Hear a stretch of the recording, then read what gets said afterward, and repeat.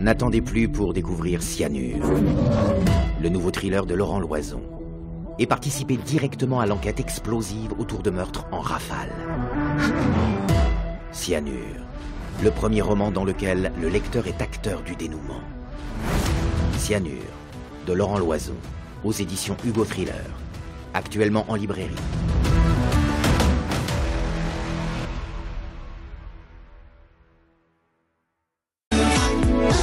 Europe Weekend, Wendy Bouchard.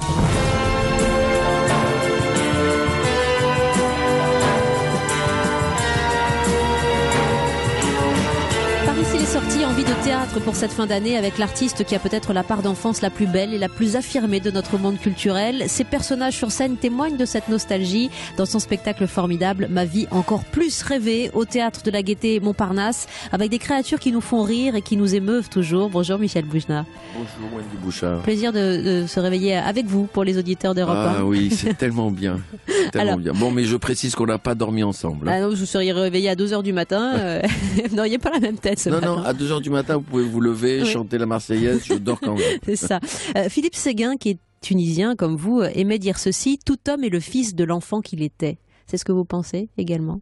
Absolument, absolument. Si on oublie ça, on est un mort-vivant. Elias Canetti disait: tout ce que j'ai écrit, je l'ai tiré de mes 6 premières années. On peut pas oublier d'où on vient, c'est impossible. On peut pas oublier son enfance, quelle que soit son enfance, même parfois si elle est difficile. Oui. J'ai souffert d'avoir quitté la Tunisie à 11 ans et demi. J'en veux encore à mes parents, j'en veux au monde entier. Moi, j'étais très bien là-bas.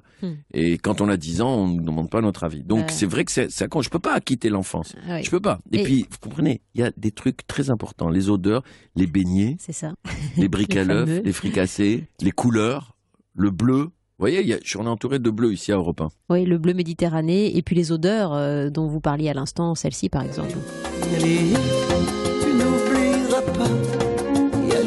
Y aller, ces parfums d'autrefois qui émaillent tout ce spectacle une fois de plus, parce que vous faites ressurgir des créatures qu'on adore. Simone Boutboul, l'un de vos personnages fétiches qui revient avec son accent. C'est pas seulement la mère juive, c'est une mère juive, mais c'est aussi la mère d'un fils possessive. Toute son enfance, qu'est-ce que j'ai dit? J'ai dit: comme tu es beau mon fils, comme tu es beau mon fils, comme tu es beau mon fils. Tellement j'ai dit comme tu es beau qu'à la fin il croyait que c'est son prénom, comme tu es beau.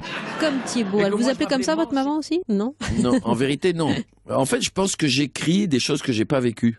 Là, j'invente une mère surémante et en même temps consciente que l'amour délirant qu'elle a donné à ses enfants, ça a provoqué des chiffres d'affaires monumentaux chez les psychanalystes. C'est ça, voilà, consciente aussi qu'elle s'oublie, en effet. En tout cas, elle s'amuse avec ce personnage et vous vous amusez d'elle. Dans La vie rêvée, Ma vie encore plus rêvée, au théâtre de la Gaîté Montparnasse, je vous parlais de Simone Boutboul, mais n'oublions pas son mari avec un caractère bien trempé. Ah non, je suis désolé, je connais pas les femmes.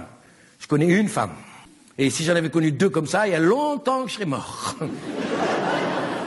L'amour, c'est elle parle, j'ai peur. Elle parle pas, j'ai encore plus peur. Attends, c'est une formule.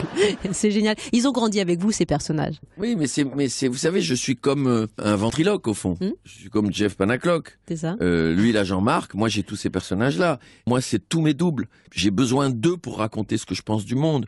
Celui qui parle comme ça, il parle de démocratie, il parle des élections présidentielles qu'il y a eu au mois de mai, il parle de Marine Le Pen, il parle de la Corée du Nord. Et c'est vrai que je suis pas un humoriste politique du tout. D'ailleurs, quand je finis ce passage-là, je dis au public: bon, l'hommage à Guy Bedos c'est terminé, reprenons les choses importantes, parlons des nichons. Oui, voilà, c'est ça, les nichons au cœur de mai 68, qui est une séquence formidable aussi. On vous sent si heureux et vous allez vous arrêter le 6 janvier, donc il y a encore 3-4 semaines pour aller vous voir, Michel Boujna. Vous allez donc passer les fêtes avec le public. Le 6 janvier, vous fêterez la 100e de ces représentations. Oui, c'est fou, hein. J'arrête le jour de la 100e. Ça fera 100 représentations sans m'arrêter. C'est un marathon, mais j'adore ça. Plus je vais vers la dernière, plus je deviens fou sur scène. Je deviens fou. Le spectacle dure 3h30. Hein.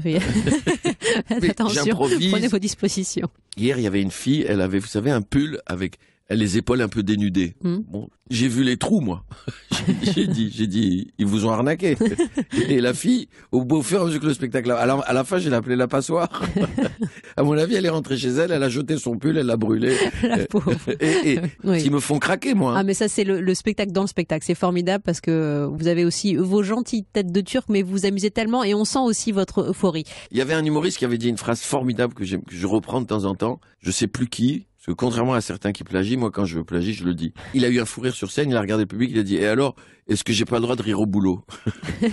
J'aime mon travail et j'aime avoir du plaisir dans ce métier que j'adore, qui est toute ma vie. Et quand ça m'arrive de rire, je ris. Et je ris avec les gens. Je partage ça avec le public.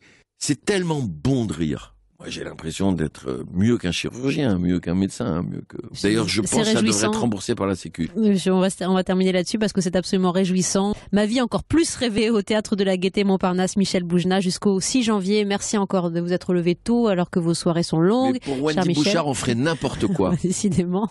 On ferait n'importe quoi. Il suffit qu'elle dise... Venez et on arrive, même la nuit, même le matin, c'est tout. Je vous prends en mot, hein. Vous faites la matinale la semaine prochaine avec nous. Oui, je peux venir à la matinale. Endormi, c'est à quelle heure? 2h du mat. À 2h du matin. On prépare ici. Mais oui, je viendrai avec mon lit. Voilà. On peut pas la faire à la maison. Merci beaucoup, ce sera avec Julia Pierce la semaine prochaine. Merci cher Michel et à très bientôt. À bientôt.